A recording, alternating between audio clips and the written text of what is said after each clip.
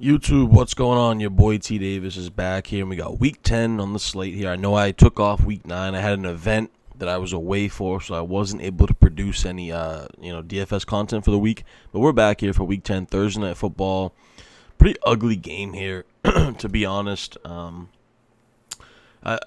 not a lot of great plays in this slate. I think Baltimore should blow out Miami. Miami seems to me like they're in tank mode. They're just not trying to win games here.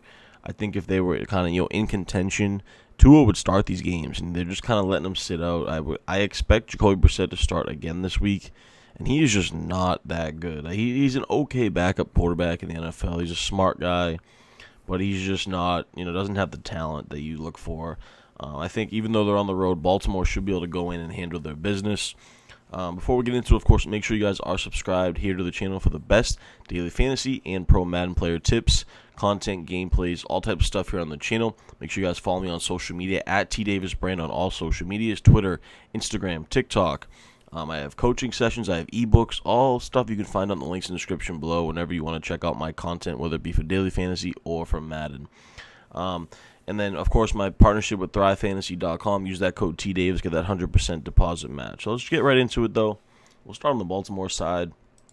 The number one captain on the slate, Lamar Jackson, pretty self-explanatory here, pretty obvious. He should be, the captain in the majority of your lineups, whether you're playing cash games, whether you're playing single entry, or whether you're playing multi-entry. Lamar Jackson just is the easiest play on the slate, has the ceiling, has the upside, and he's the safest play on the slate, no doubt about it. I don't need to get into it too much. It's Lamar Jackson. He can do it through the air, through the ground. We love those dual threat quarterbacks.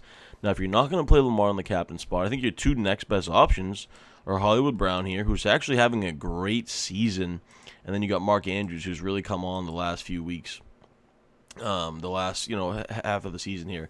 So those will be my next two captains. I know Miami has a decent secondary, but they just haven't lived up to their potential. With Byron Jones and Xavier Howard out there. So I'd probably lean towards Mark Andrews here. You get about a 2.2K discount, and you avoid those great corners. You can get Mark Andrews on some of their linebackers. Maybe there's some of their safeties, which I think are kind of weak in that Miami defense.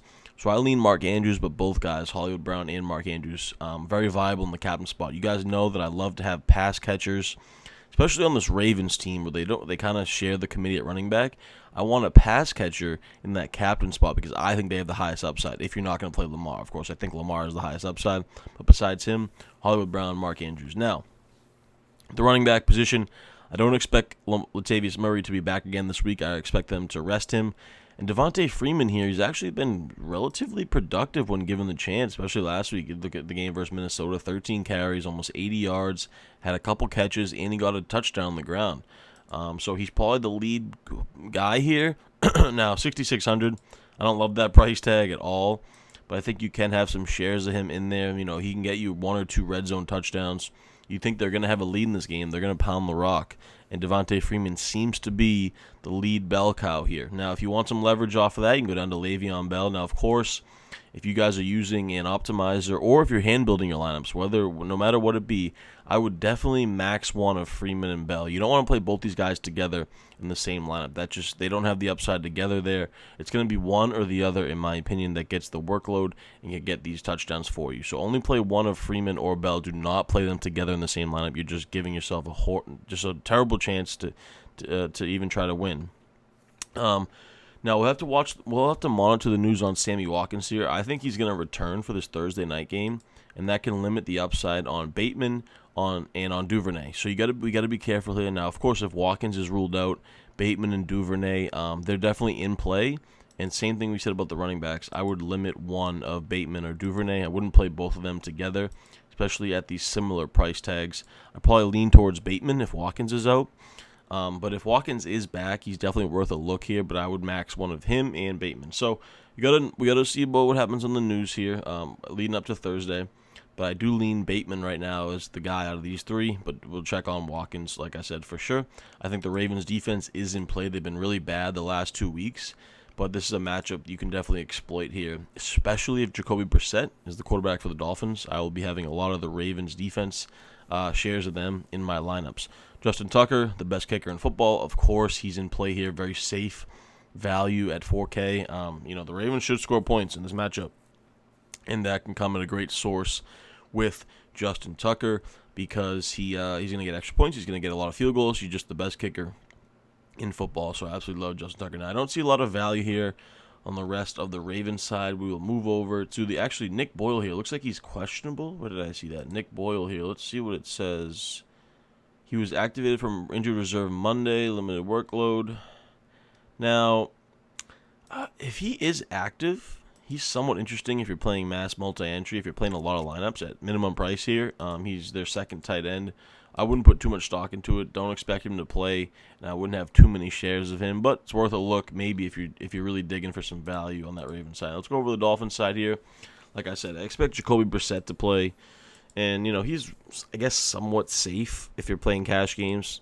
But I don't think there's any upside there at all for tournaments. He's definitely in play. Like, I will have some shares of him. I don't think the Ravens secondary is elite by any stretch.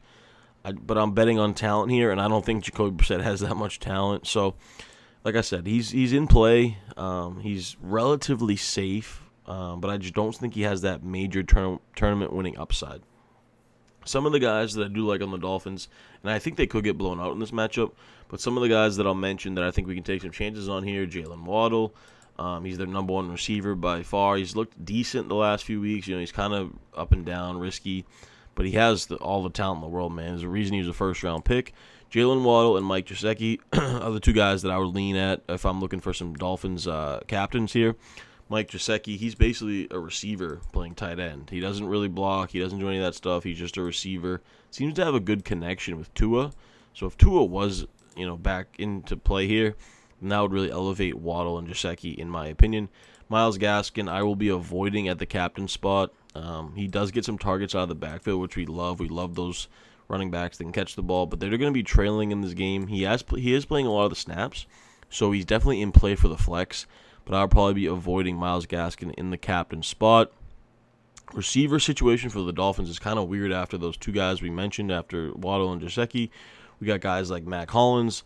We got guys like Preston Williams, Kirk Merritt, and Isaiah Ford. They're all kind of mixing and matching. Preston Williams, I would like here at minimum price. Says he'll be active for the game, but he's been kind of in the doghouse with Brian Flores. He didn't play. He was inactive for discipline reasons. So I don't know what to make of these receivers. I do think, though, we need to monitor the inactives here because there is some value potentially when you're talking about Albert Wilson, Kirk Merritt, Preston Williams, Isaiah Ford. I think one of these guys may be in play here if we get a word on the inactives and who's actually going to play, because after Waddle and Gesicki, it's really kind of up in the air. So let's keep an eye out for that, because I do think we can get some value down here in the Dolphins pass catchers. Matt Collins, I don't love the talent here, but he's been playing a lot of snaps. You can take a look at him at 4,200, not a horrible price tag. I'm going to be avoiding the Dolphins defense.